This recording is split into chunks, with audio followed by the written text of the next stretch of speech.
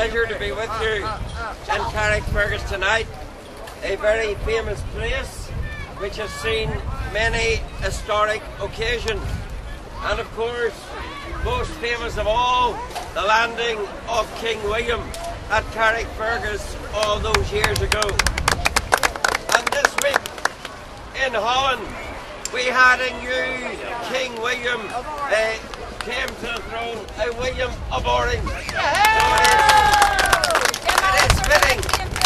It's fitting in the week that's in it that we're here in Carrickfergus tonight.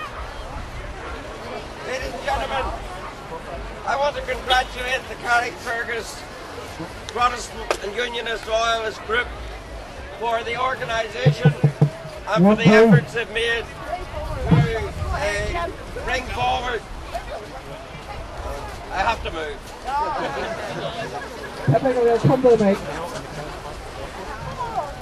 Okay, ladies and gentlemen, I don't know if that's any better or not.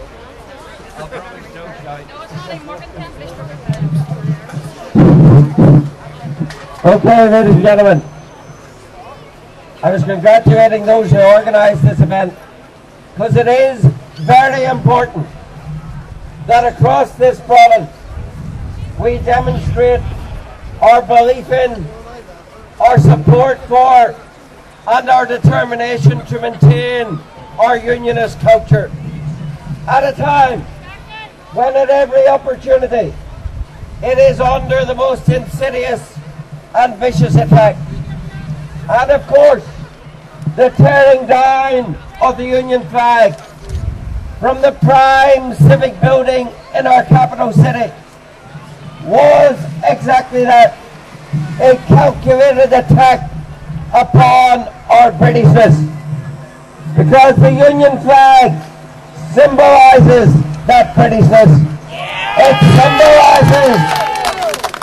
It symbolises British sovereignty in this part of Ireland, and that of course is why it is the determination of Sinn Féin IRA to tear it down, and that is why it is the target. And wicked and evil as that act of tearing down the flag was, if it did anything of a positive nature, it was that it sparked a reaction within loyalist and unionist people. It showed that there yet was a spirit of determination, a spirit that was prepared to say no to the trampling of our culture in the gutter. And part of what you're seeing here tonight is a response to that, and that is good. And I think as a people, yes, it's easy to be discouraged. It's easy to think that the DUP Sinn Féin cabal will never be moved, will never be discomforted, will never be dislodged. But I say to you, look across the water this week and see what happened to the big parties in the election on Thursday. And what UKIP did across England was an indication that people come to a point when they've had enough and they are prepared to use their democratic vote to make a difference. And I welcome that surge for UKIP in England this week. And I draw comfort that we too should draw courage, that there are the possibilities to move forward. Yes, and to chip at, to pull the bricks out of the DUP Sinn Féin edifice, because it is from that fountainhead that has come the concession a day to Sinn Féin. Remember, not so long ago we were told it was going to be a battle a day. Of course, it very quickly turned into a concession a day.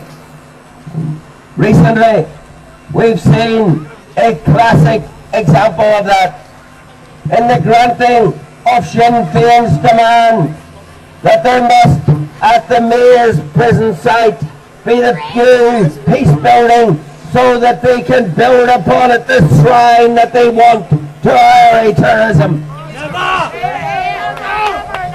Ladies and gentlemen, just a few years ago, when it was suggested that we should have a stadium at the Maze, it was rejected by unionists because the prison buildings were going to be on the same site.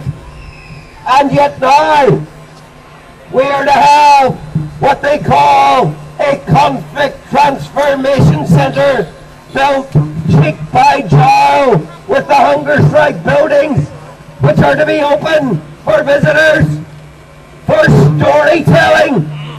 I don't need to translate for you, ladies and gentlemen, what storytelling means when it comes to telling the story of the hunger strike. It will be a blatant, flagrant glorification of terrorism. You can well imagine the American visitors coming. They'll not be coming to see the shiny new building. They'll be coming to see the cells of the H-Block. They'll be coming to stand in the prison hospital. They'll be there to give honour to the terrorist Bobby Sands, to be told this is where that great patriot of Ireland was done to death by the wicked British government. You can hear it, ladies and gentlemen. That's exactly what's going to happen. And that's what we mean when we say it will be a shrine to the IRA terrorists, and so it will. And yet, shamefully, though we couldn't have a stadium because it was on the Maze site, we can have a conflict transformation centre on the very site, cheek by jowl with the prison building. Why? Because Sinn Féin wouldn't allow it anywhere else. And what Sinn Féin wants, Sinn Féin gets. That's exactly how this government works.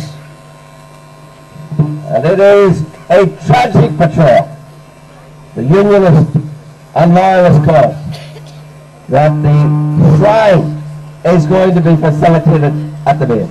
Very simple, ladies and gentlemen. If we need a conflict transformation centre, why on earth build it on the most divisive site you can find, the Maze prison?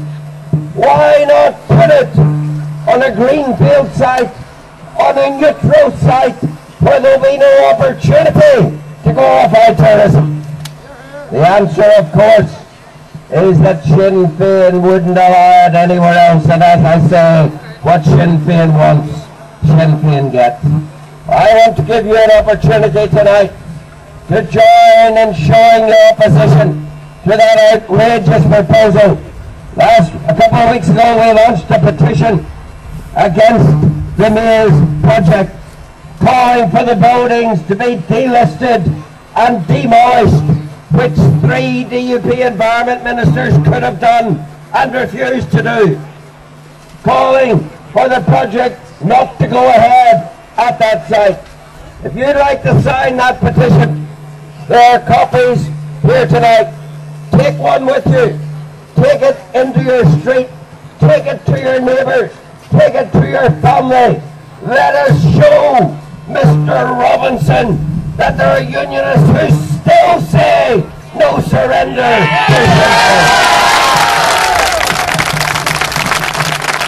And with that spirit, ladies and gentlemen, let's begin the fight back in a very small way this week. People power prevailed against the health minister, who wanted to close care homes, including one in this town. Thankfully, because the people spoke out, they were shamed into retreat. Well, we want to shame them into retreat on the Maze. We can do it if we put our mind to it. I invite you to join us in that challenge. take a petition sheet tonight. I'll have them. You take them. Get them back to us. And let's see if we can't shame them where they should be shamed. And let's get another victory over the DUP Sinn Féin executive. Thank you very much, ladies and gentlemen.